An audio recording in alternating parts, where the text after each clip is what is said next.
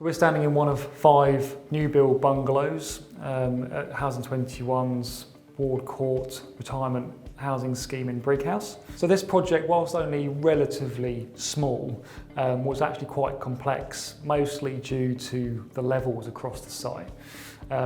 The project was designed and the planning approval was sought on the basis of a traditional form of construction.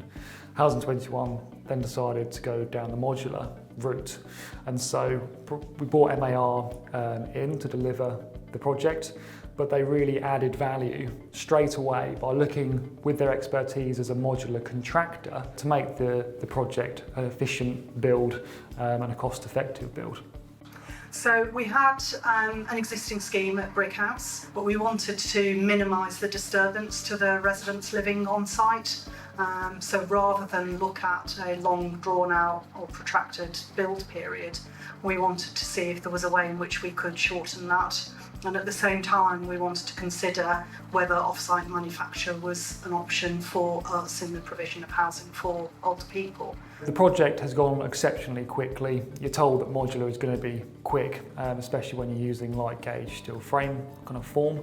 But I remember from when the steel work to form the steel box in effect was lying in the factory, that from then until when the modules were being craned into site was 5 weeks.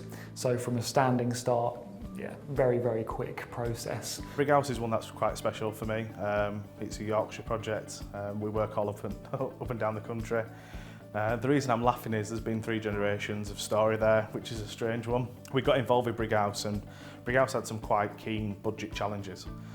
The ground conditions at Brighouse were a little bit more challenging than on the projects that we've delivered, and we had to work really hard to find a solution that would be cost effective for the customer. Bungalows is an offering that has not traditionally been delivered in an off-site way. So for us, we had to challenge a lot of convention to make it work.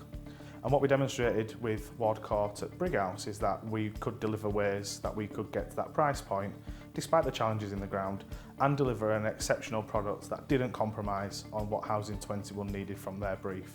And that work was a labour of love for us.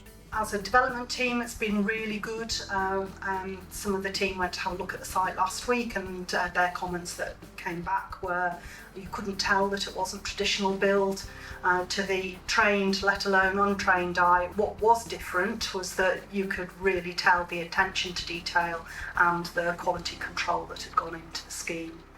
For the operational teams, the scheme manager and our housing manager, they're over the moon. They think it's fantastic, the quality is great, but we've got people waiting to move in, and the residents living adjacent couldn't have been more pleased with the way that it went. They were really, really interested, really engaged, and really happy with the way in which the build went.